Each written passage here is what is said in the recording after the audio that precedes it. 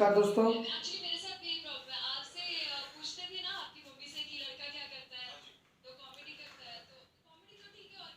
तो भाई इससे पहले मैंने आपको ओपेक के बारे में बताया है। पेट्रोल निर्यातक देशों का जो संगठन है उसके बारे में मैंने आपसे चर्चा की थी। ठीक है, अब इस वीडियो में हम एक नए संगठन नहीं है वास्तव में वो, लेकिन हम संगठन के तहत ही उसको पढ़ा के चलेंगे, तो उसके बारे में बात करेंगे। आज का जो हमारा टॉपिक होगा वो होगा नैन।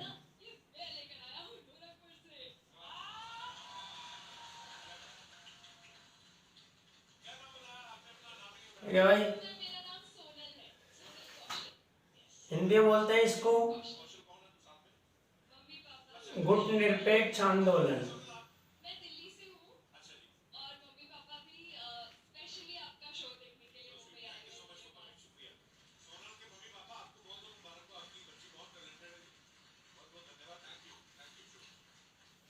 ठीक है, आज का हमारा टॉपिक होगा गुट निरपेक्ष आंदोलन। ठीक है, गुट निरपेक्ष आंदोलन जिसे नाम कहते हैं। ठीक है, नाम नॉन अलाइनमेंट मूवमेंट। ठीक है, हिंदी में थोड़ा अपना, इंग्लिश में थोड़ा अपना ऐसा ही है। ठीक है, तो नॉन अलाइनमेंट मूवमेंट बोलते हैं इसको, गुट निरपेक्ष आंदोलन।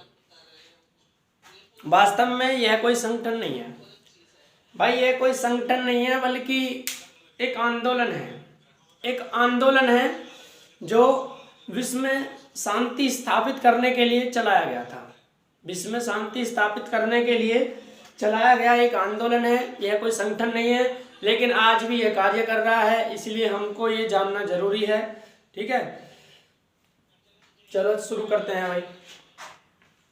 सबसे पहले हमारा सवाल ये बनता है कि नाम की स्थापना क्यों हुई। सबसे पहले सवाल बनता है क्यों बना ये। ठीक है, नाम क्यों बना, क्या जरूरत पड़ती है इसकी। गुट निरपेक्ष आंदोलन जो है, क्या जरूरत पड़ी इसकी। तो भाई हुआ क्या, जब दूसरा विश्व युद्ध हुआ 1939 से 1945 तक, जब दूसरा विश्व युद्ध हुआ 1939 से 1945 तक। ठीक है, तो इस दूसरे विश्व युद्ध के बाद 1945 में दूसरा विश्व युद्ध खत्म हो गया था। 15 अगस्त 1945 को दूसरा विश्व युद्ध खत्म हो गया, जब जापान ने अमेरिका के सामने आत्मसमर्पण कर दिया। जब जापान ने अमेरिका के सामने आत्मसमर्पण कर दिया था, तो उसके बाद दूसरा विश्व युद्ध खत्म हो गया था। और जो शुरू हुआ था वो 1939 में हुआ था। 1 सितंबर 1939 को जर्मनी द्वारा पोलैंड पर आक्रमण कर देने के बाद। ठीक है, 1 सितंबर 1939 को जर्मनी ने पोलैंड पर आक्रमण करा, तब दूसरा विश्व युद्ध शुरू हुआ था उसके आक्रमण से। और 15 अगस्त 1945 को जापान ने अमेरिका के सामने आत्मसमर्पण कर दिया, जिसके बाद ये समाप्त हो गया। युद्ध समाप्त होने के बाद मैंने आपको बताया है एक संगठन बना था जिसका नाम था संयुक्त राष्ट्र संघ। यूएनओ की स्थापना होती है दूसरे विश्व युद्ध के बाद, यूएनओ स्थापित हो गया, यूएनओ। ठीक है, संयुक्त राष्ट्र संघ बन गया। तो लगभग दूसरे विश्व युद्ध के बाद विश्व के देशों ने, या विश्व के देशों के दो गुट बने। दूसरे विश्व युद्ध के बाद विश्व के देशों के दो गुट बने। विश्व के देशों के दो गुट बन गए, या विश्व के देश दो गुट में बट गए। लिखे देते हैं, विश्व के देश दो गुटों में बट गए। दूसरे विश्व युद्ध के बाद विश्व के देश दो गुटों में बट गए। अभी मैं बता रहा हूं क्यों बनाने की जरूरत पड़ी इसको, या फिर ये क्यों चलाया गया था जो आंदोलन था। और जो गुट थे वो कौन कौन से थे। पहला गुट का नाम था भाई साम्यवादी गुट। ठीक है, साम्यवादी। दूसरे गुट का नाम था पूंजीवादी। दूसरा गुट कौन सा था, दूसरा गुट था पूंजीवादी। ठीक है, तो पूरी दुनिया या विश्व के अधिकतर देश इन गुटों में बट गए, साम्यवादी और पूंजीवादी। साम्यवादी का जो मुख्य नेता था वो रूस था। ठीक है, पूंजीवादी का जो मुख्य देश या मुख्य नेता देश जो था वो अमेरिका था, यूएसए। ठीक है, इसका अमेरिका था, और साम्यवादी का जो था वो रूस था। जब दो गुटों में ये देश बट जाते हैं दुनिया के, किसने बांटा? रूस ने और अमेरिका ने। रूस साम्यवादी का नेता था और अमेरिका पूंजीवादी का नेता था। ये पूंजीवादी देशों का समर्थन कर रहा था और ये साम्यवादी गुट में जो देश थे रूस, उनका समर्थन कर रहा था। ठीक है, तो जब दूसरा विश्व युद्ध खत्म हुआ, प्रत्येक देश ने अपने आप को शक्तिशाली और सुरक्षित बनाने के लिए इन गुटों में बांट लिया, या विभिन्न जो उस समय शक्तिशाली देश थे, हाँ, जो देशों की गिनती में वास्तव में आते थे कि हाँ जिनके पास शक्ति थी, ऐसे देश इन दोनों गुटों में शामिल हो गए, कुछ साम्यवादी में, कुछ पूंजीवादी में। वो अपनी इच्छा थी, किसी में भी वो जा सकते थे। ठीक है, तो कुछ देश तो साम्यवादी गुट में चले गए, कुछ देश चले गए पूंजीवादी में। क्यों बना? अपने आप को शक्तिशाली बनाने के लिए बना था ये गुट। ठीक है, अमेरिका और रूस के विरुद्ध। उस समय दुनिया का सबसे शक्तिशाली देश रूस होता था। रूस उस समय सबसे शक्तिशाली देश था, जिसके पास सबसे ज्यादा शक्ति थी। ठीक है, और जो अमेरिका था वो रूस के सामने शक्तिशाली नहीं था। शक्तिशाली था लेकिन रूस जैसा शक्तिशाली अमेरिका उस समय नहीं था, आज शक्तिशाली है। ठीक है, तो दो गुट बन गए। भारत की स्थिति पर नजर डालते हैं। इस समय भारत की स्थिति क्या थी? इस समय भारत स्वतंत्र हुआ था 1947 में। भारत आजाद होता है 1947 में। तो भारत जब आजाद हुआ तो उस समय भारत जैसे बहुत सारे देश थे जो उपनिवेश थे, जो पहले किसी देश के उपनिवेश थे, ऐसे बहुत सारे देश थे। उपनिवेश का अर्थ क्या होता है? उपनिवेश का अर्थ होता है जो पहले किसी के गुलाम थे या पहले किसी के अधीन थे। पता है ना, भारत पहले किसके अधीन था? ब्रिटेन के अधीन था। तो ऐसे ही बहुत सारे देश थे जो पहले किसी अन्य देश के अधीन थे। ठीक है, जब ये गुट बन गए तो भारत और ऐसे देश जो पहले किसी के अधीन थे या उपनिवेश थे, उनके सामने समस्या आ गई कि किस गुट में शामिल हो। क्यों भाई? भारत 1947 में आजाद हुआ, उसी समय गुट बन रहे थे। क्या भारत आजाद होने के बाद युद्ध की स्थिति में था? क्या भारत युद्ध लड़ सकता था? गुटों का अर्थ क्या था? स्पष्ट रूप से युद्ध। क्या भारत युद्ध लड़ सकता था? नहीं लड़ सकता था। और भारत जैसे ऐसे बहुत सारे देश थे जो उसी समय आजाद हुए थे, धीरे धीरे 2-4 वर्ष इधर उधर। ठीक है, जो धीरे धीरे आजाद हो रहे थे, स्वतंत्र हो रहे थे। तो क्या आजाद होने के बाद वो देश युद्ध लड़ने की स्थिति में होंगे? नहीं होंगे। तो ऐसे बहुत सारे देश थे जो युद्ध लड़ने की स्थिति में नहीं थे, जिनकी समस्या क्या थी? आजादी के बाद जो उसी समय आजाद हुए और उनका मुख्य उद्देश्य क्या था? अपना विकास करना। कोई भी देश आजाद होगा तो ऐसा नहीं है कि आजाद होने के बाद ही तुरंत ही युद्ध कर ले किसी से। उसकी सबसे पहले जो उद्देश्य यही रहेगा कि मैं अब आजाद हुआ हूं तो मैं अपना विकास करूं। तो भारत का भी उद्देश्य क्या रहा? कि मैं अपना विकास करूं। तो भारत पर इन दोनों देशों ने, रूस अमेरिका यानी कि साम्यवादी गुट ने और पूंजीवादी गुट ने भारत पर दबाव बनाया। पूंजीवादी कहता है कि मेरे पास आइए और साम्यवादी कहता है कि मेरे पास आइए। भारत की समस्या आ गई, किसके पास जाए? तो अकेला भारत नहीं, ये बहुत सारे देशों की समस्या थी उस समय। ऐसे बहुत सारे देश थे जो ना तो इसमें शामिल होना चाह रहे थे, ना इसमें, ना साम्यवादी में, ना ही पूंजीवादी में।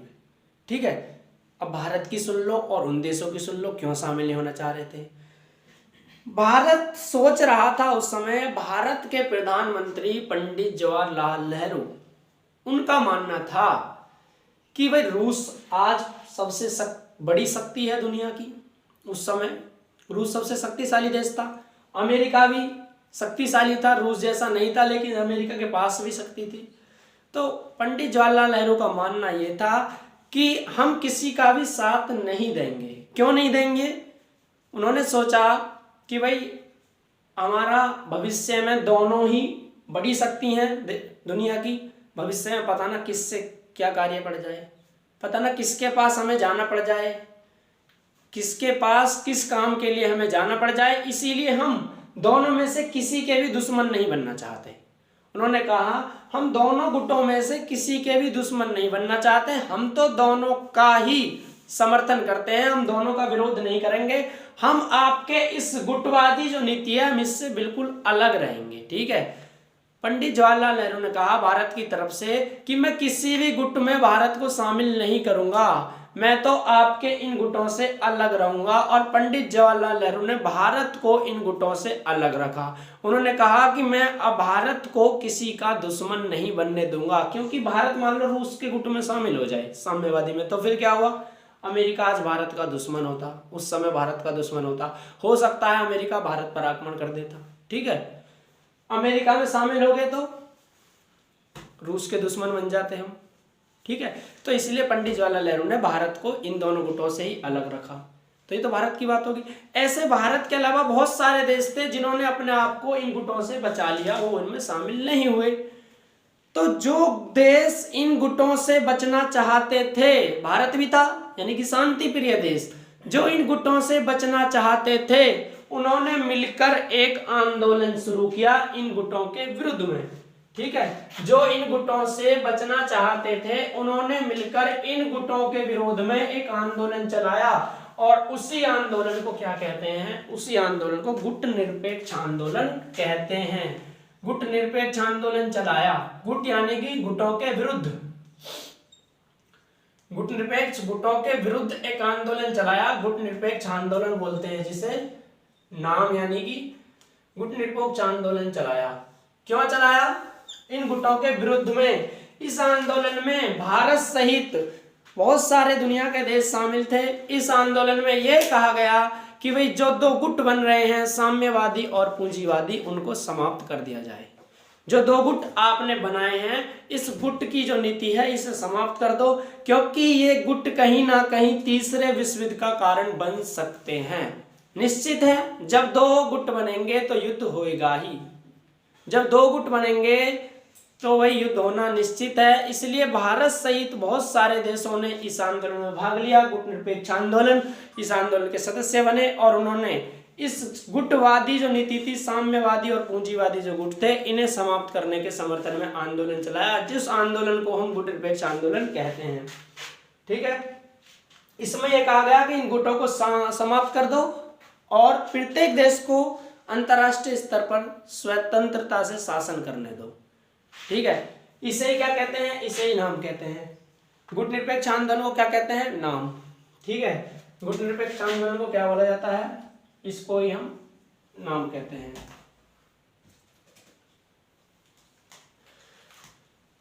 अब इसके उद्देश्य सुन लो, चलाए जाने के और क्या उद्देश्य थे, शुरू करने के इसके उद्देश्य और क्या थे, नाम के शुरू करने के इसके उद्देश्य,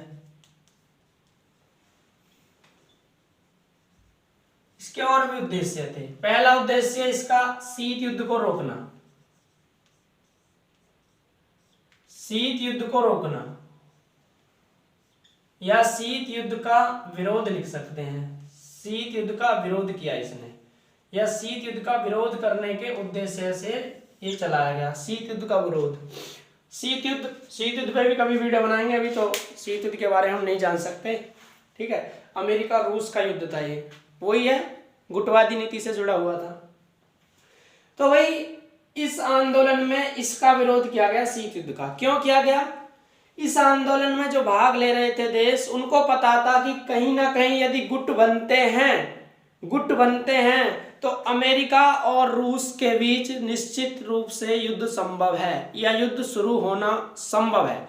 यदि दो गुट बनते हैं, ऐसे गुटों में देश शामिल होते रहे, तो एक समय ऐसा आएगा, कुछ ही दिनों में, ज्यादा समय नहीं लगेगा, कि पूरी दुनिया में तीसरा विश्व युद्ध शुरू हो जाएगा। और उस तीसरे विश्व युद्ध के जो संभावना हुई थी अमेरिका और रूस के बीच, उसका नाम था शीत युद्ध, जो तीसरा विश्व युद्ध का रूप लेने ही वाला था। ऐसा युद्ध जो तीसरे विश्व युद्ध का रूप लेने ही वाला था। इससे पहले दो तो हो चुके थे भाई, पहला विश्व युद्ध हुआ 1914 से 18 तक, दूसरा हुआ 1939 से 45 तक, तो तीसरा विश्व युद्ध का यह रूप लेने ही वाला था, शीत युद्ध बोलते हैं इसे। इस शीत युद्ध का इसने विरोध किया कि भाई शीत युद्ध जो है वो नहीं होना चाहिए, नहीं तो यह तीसरा विश्व युद्ध का रूप ले लेगा और पूरी पृथ्वी से जो देश हैं उनका विनाश जो है निश्चित है। तो इसमें इसका विरोध किया गया, शीत युद्ध का। इसके बाद सैनिक संधि का विरोध किया गया, सैनिक संधि का विरोध किया इसने। अब ये सैनिक संधि क्या है, सैनिक संधि क्या होती है? सैनिक संधि होती है जब कोई दो या दो से अधिक देश आपस में मिलकर अपनी अपनी सेनाओं के बीच संधि कर लें, उसे सैनिक संधि कहते हैं। जब दो देशों की सेनाएं या दो से अधिक देशों की सेनाएं आपस में मिलकर संधि कर लें, उसे ही सैनिक संधि कहते हैं। ठीक है, जैसे मान लो आज वर्तमान में अमेरिका, रूस, भारत की तीनों सेनाएं मिल जाएं, ये तीनों शक्ति मिल जाएं और तीनों शक्ति मिलकर आपस में सैनिक संधि कर लें, तो ये किसी भी दुनिया के किसी भी देश को हरा सकती हैं। ठीक है, किसी भी देश को हरा सकती हैं। और यही नहीं, कोई भी यदि दो या दो से अधिक देश मिलकर आपस में सैनिक संधि कर लेते हैं, आपस में तीनों की सेनाओं को एक साथ मिला देते हैं, 3 या 4 जितने भी वो मिलते हैं, तो अकेले किसी भी देश पर वो भारी पड़ जाएंगे। ठीक है, तो इसमें यह कहा गया कि कोई भी देश सैनिक संधि नहीं करेगा। इसमें कहा गया आंदोलन में कोई भी देश सैनिक संधि नहीं करेगा, क्योंकि इनको पता था सैनिक संधि होगी तो ये किसी भी देश पर आक्रमण करके उसे समाप्त कर सकते हैं, इसलिए इसमें सैनिक संधि का विरोध किया गया। इसके अलावा इसमें एक तीसरी बात और थी, इसमें निशस्त्रीकरण का समर्थन किया गया। निशस्त्रीकरण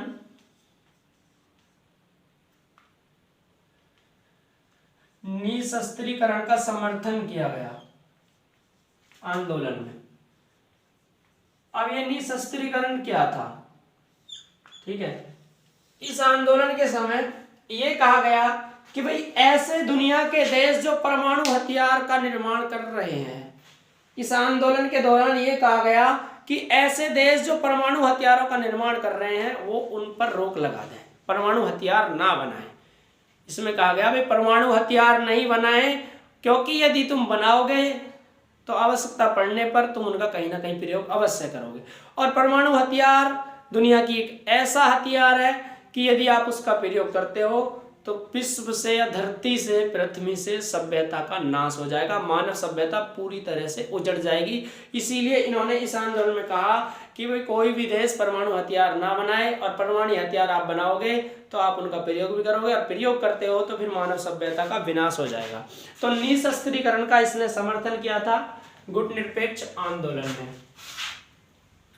तो गुटनिरपेक्ष आंदोलन के उद्देश्य भी हो गए, क्यों बना ये भी पता चल गया। जब दो गुटों में बट गई पूरी दुनिया, जो देश थे, जो शक्तिशाली देश थे, वो दो गुटों में विभाजित हो गए। अपने आप को शक्तिशाली और मजबूत करने के लिए उन्होंने ऐसा किया था, ठीक है, सुरक्षित बनाने के लिए।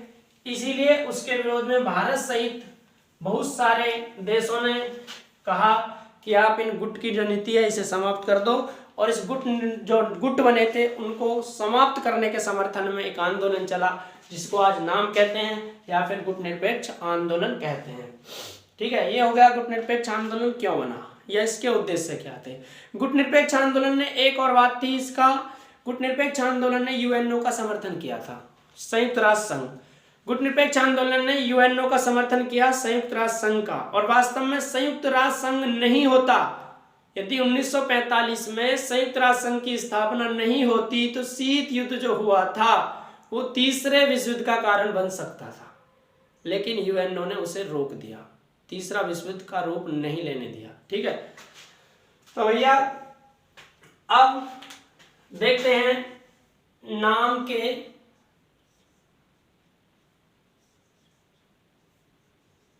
विकास के लिए सम्मेलन या स्थापना के लिए सम्मेलन, नाम के विकास के लिए सम्मेलन।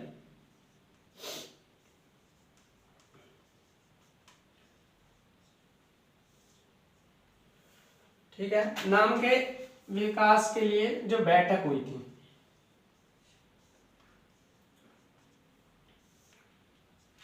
नाम की स्थापना या विकास के लिए जो सम्मेलन हुए थे, सबसे पहले नाम की स्थापना की जो जड़ रखी गई थी या जो इसकी कार्रवाई शुरू होती है वो एक सम्मेलन होता है जिसका नाम था एशियाई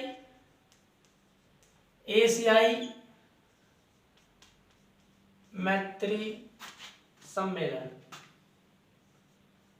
एशियाई मैत्री सम्मेलन कब हुआ था? तो ये आपका हुआ था 1947 में, भारत आजादी के समय, आजादी के बाद, भारत आजादी के बाद। और कहां पे हुआ था? ये हमारी दिल्ली में हुआ था। भाई भारत में हुआ था, भारत में हुआ दिल्ली में, ठीक है, एशियाई मैत्रीय सम्मेलन। 1947 में ये सम्मेलन हुआ था भारत की दिल्ली में। इस सम्मेलन में वास्तव में जो नाम है, नाम की स्थापना में हमारे सबसे पहले प्रधानमंत्री पंडित जवाहरलाल नेहरू ने अपना महत्वपूर्ण सहयोग दिया। नाम की स्थापना में पंडित जवाहरलाल नेहरू का महत्वपूर्ण सहयोग था गुटनिरपेक्ष आंदोलन में। तो वास्तव में उनके सहयोग से ही, कहीं ना कहीं से उनके सहयोग से ही ये बैठक बुलाई गई थी भारत के दिल्ली में 1947 में। और इस बैठक में मैं ये नहीं कहूँगा पूरी तरह से नाम पर ही चर्चा की गई, लेकिन इस बैठक में नाम की थोड़ी बहुत चर्चा आई थी, यानी कि जो ये विकास जो सम्मेलन था इसका थोड़ी बहुत यहाँ पे मुद्दा रखा गया।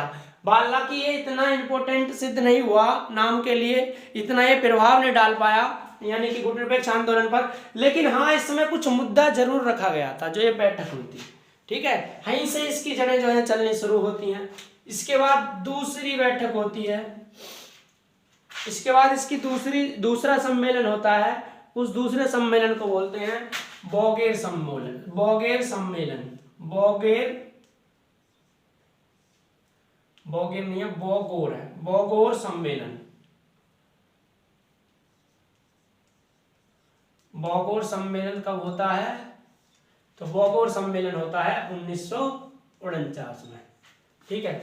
लेकिन ये भी कह सकते हैं, ये भी नाम के लिए इतना प्रभाव नहीं डाल पाया, कह सकते हैं कुछ विशेष प्रभाव इसने नहीं डाला, यह कह सकते हैं यह महत्वपूर्ण सिद्ध नहीं हुआ, यह इतना महत्वपूर्ण नहीं था, महत्वपूर्ण नहीं, ठीक है, यह इतना महत्वपूर्ण नहीं था। इसके बाद तीसरी बैठक होती है, इसके बाद तीसरी बैठक होती है जिसका नाम था बांडुंग सम्मेलन। बांडुंग सम्मेलन, बांडुंग सम्मेलन होता है। फिर बांडुंग सम्मेलन कब हुआ था? बांडुंग सम्मेलन होता है 1955 में, ठीक है, ये सम्मेलन होता है 1955 में। यह सम्मेलन नाम की स्थापना पर अपना अच्छा खासा प्रभाव डाल सका। बांडुंग सम्मेलन जो 1955 में हुआ, यह नाम की स्थापना पर अपना प्रभाव डाल सका, क्योंकि इस सम्मेलन में, जब यह सम्मेलन हुआ था, इस सम्मेलन में एशिया और अफ्रीका महाद्वीप के, एशिया व अफ्रीका महाद्वीप के, एशिया व अफ्रीका महाद्वीप के कुल 29 देशों के राष्ट्रीय प्रमुखों ने इसमें भाग लिया था। कह सकते हैं 29 देश इस बैठक में शामिल हुए थे। एशिया और अफ्रीका के कुल कितने देश? 29 देश इस बैठक में शामिल होते हैं। और इस बैठक में नाम की स्थापना पर चर्चा की गई थी। खुलकर कह सकते हैं यहाँ पे कि हाँ, इस बैठक में चर्चा की गई और इसने नाम की स्थापना में अपना महत्वपूर्ण योगदान दिया। ठीक है, तो 3 बैठक हो गई। पहली भारत में एशियाई मैत्री सम्मेलन 1947 में, बौगोर सम्मेलन 1949 में कुछ खास नहीं कर पाया ये, और बांडुंग सम्मेलन जो है इसने कुछ प्रभाव डाला किस पे? नाम की स्थापना के लिए। ठीक है, इसके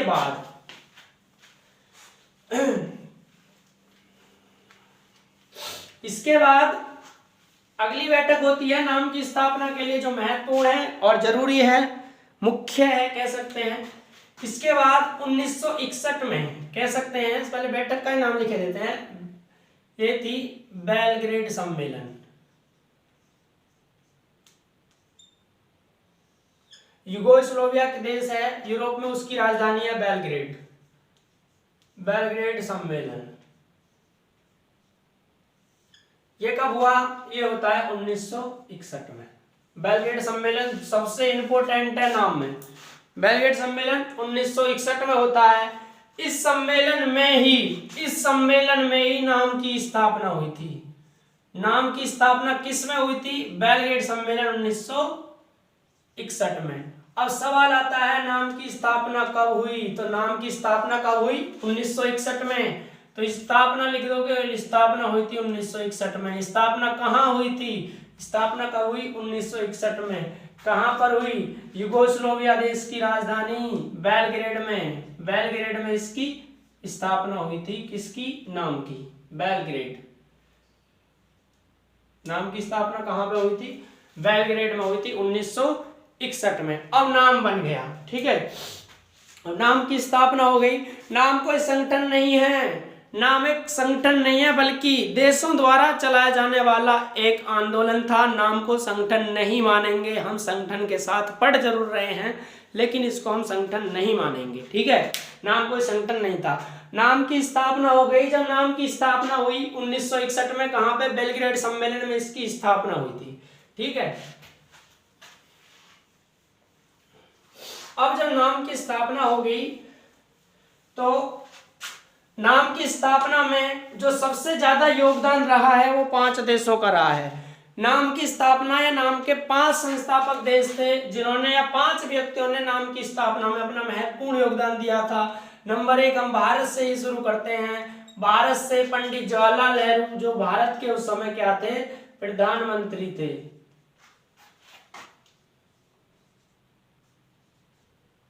ठीक है। इन्होंने महत्वपूर्ण सहयोग दिया। दूसरी ओर इजिप्ट यानी कि मिस्र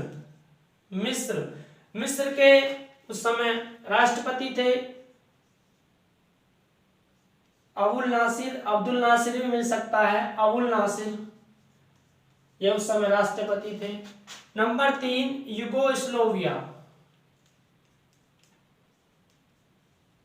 यूगोस्लोविया देश के राष्ट्रपति उस समय Marshal Tito. In Marshal Tito ने भी इसमें महत्वपूर्ण योगदान दिया। और वास्तव में पहला सम्मेलन कहां पे हुआ था? इसी देश में नाम की स्थापना होती। मार्शल टीटो उस समय राष्ट्रपति थे। यूगोस्लोविया देश की राजधानी बेलग्रेड, इसमें ही नाम की स्थापना हुई थी। तो 5 व्यक्ति या 5 देशों का इसमें महत्वपूर्ण सहयोग था। और कौन थे? और थे इंडोनेशिया के राष्ट्रपति, जिनका नाम था सुक्रीनो।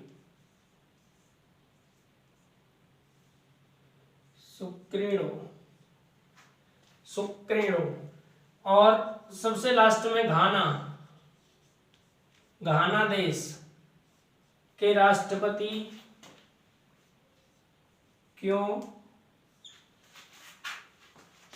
घाना देश के राष्ट्रपति क्वामे क्रोम,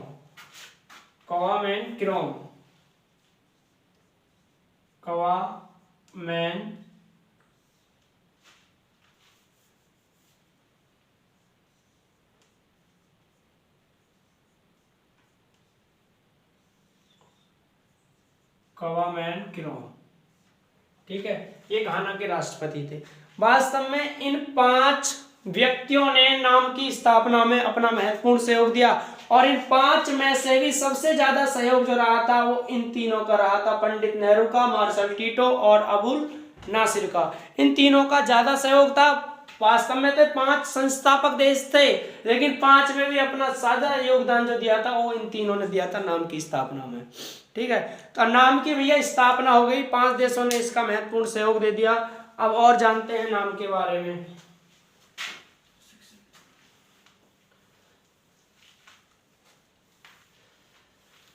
नाम की स्थापना 1961 में बेलग्रेड में जो सम्मेलन हुआ था, पहला सम्मेलन, उसमें इसकी स्थापना हुई थी। नाम में वर्तमान में इसके सदस्य देश जो हैं, कितने सदस्य हैं वर्तमान में? इसमें 120 सदस्य हैं, 120 सदस्य हैं इसमें। और आगे बात करें तो 17 पर्यवेक्षक देश हैं इसमें, 17 पर्यवेक्षक देश हैं। पर्यवेक्षक देश ऐसे होते हैं, ऐसे देश जो इसके सदस्य नहीं है। 17 देश ऐसे हैं इसमें जो इसके सदस्य नहीं है, लेकिन इसकी बैठकों में भाग लेते हैं। इसके सदस्य नहीं है, बैठकों में भाग लेते हैं। ऐसे देशों की संख्या 17 है। ऐसे देश जो सदस्य नहीं है, बैठकों में भाग लेते हैं, उनको बोलते हैं पर्यवेक्षक देश। तो ऐसे कितने हैं? 17 हैं, ठीक है। सदस्य देश वर्तमान में कितने हैं? 120 सदस्य देश है इसमें नाम में, ठीक है।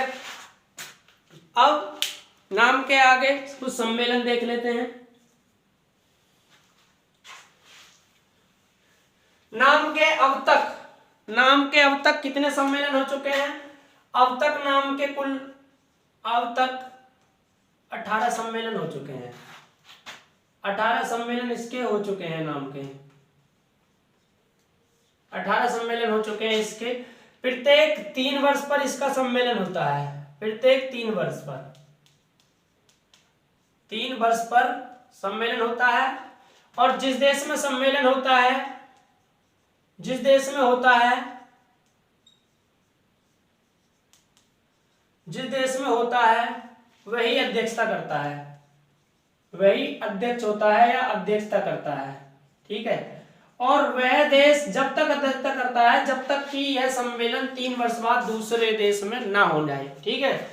जिस देश में होगा, मान लो जैसे 2020 चल रही है, अभी तो नहीं होगा क्योंकि 19 में हुआ है, तो जिस देश में होगा वह देश 3 साल तक रहेगा जब तक अगला अधिवेशन इसका ना हो, जब तक आगे वाला सम्मेलन ना हो तब तक जो देश पीछे अध्यक्ष बना है, जिस देश में ये हुआ है वो ही आगे इसका अध्यक्ष रहेगा जब तक वो अगली बैठक इसकी अगला सम्मेलन नहीं हो जाता 3 वर्ष तक, ठीक है। तो अब तक 18 हुए हैं, प्रत्येक 3 वर्ष पर होता है, जिस देश में होता है वही इसकी अध्यक्षता करता है, और जब तक अगला नहीं होता तब तक वही अध्यक्ष रहता है, ठीक है। आगे बात करें, जो इसका 18वां है वो कहाँ हुआ है, 18वां सम्मेलन कहाँ हुआ है इसका, 18वां सम्मेलन हुआ है इसका अजरबैजान में, अजरबैजान। पूछा जाए गुटनिरपेक्ष आंदोलन का 18वां सम्मेलन कहाँ हुआ है, अजरबैजान में हुआ है इसका 18वां सम्मेलन, ठीक है। भारत में कितने हुए हैं अब तक, भाई भारत भी सदस्य है इसका, भारत में कितने हुए हैं अब तक, भारत में इसका एक सम्मेलन हुआ है अब तक जिसका नाम था 7वां सम्मेलन। 7वां सम्मेलन हुआ 1983 में, ठीक है। 1983 में इसका भारत में 7वां सम्मेलन हुआ था, और उस समय इसकी जो अध्यक्षता करी थी श्रीमती इंदिरा गांधी ने इसकी अध्यक्षता करी थी, ठीक है। जो देश की प्रमुख थी उस समय, प्रधानमंत्री थी श्रीमती इंदिरा गांधी। श्रीमती इंदिरा गांधी ने क्या करी थी, इसकी अध्यक्षता करी थी नाम के सम्मेलन की। लेकिन हुआ क्या, श्रीमती इंदिरा गांधी की 1984 में मृत्यु हो गई, सॉरी मृत्यु नहीं, उनकी हत्या कर दी गई। 1984 में श्रीमती इंदिरा गांधी की हत्या कर दी गई। अब जब 1983 में भारत में इसका सम्मेलन हुआ था तो कौन अध्यक्ष बनी, श्रीमती इंदिरा गांधी। कब तक रहती, जब तक आगे वाला ना हो, यानी कि 1986 तक ये अध्यक्ष रहती। परंतु हुआ क्या, 1984 में इनकी हत्या कर दी गई। जब हत्या कर दी तो इनके बाद राजीव गांधी 1984 से इसकी अध्यक्षता करते हैं, और राजीव गांधी 1986 तक इसके अध्यक्ष रहे थे नाम के, 84 से 1986 तक, ठीक है। 86 में फिर कहीं और सम्मेलन हुआ, वहां जो अध्यक्ष चुना गया उसने इसकी अध्यक्षता करी। तो जहां पहले होता है 1983 में भारत में हुआ, तो 3 साल तक भारत इसका अध्यक्ष रहेगा। जिस देश में होगा वो 3 साल तक रहेगा जब तक आगे वाला सम्मेलन नहीं हो जाता, ठीक है। तो भारत में हो गया, भारत में अब तक एक बार हुआ है, लेकिन भारत के 2 लोगों ने इसकी अध्यक्षता करी है, इंदिरा गांधी ने और राजीव गांधी ने, ठीक है। अजरबैजान में 18वां हुआ है। इससे आगे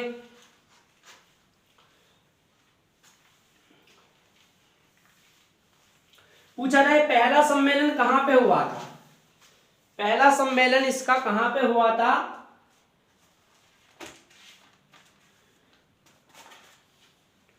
इसका पहला सम्मेलन कहां पे हुआ, पहला सम्मेलन 1961 में कहां पे हुआ, बेलग्रेड में, यूगोस्लोविया में।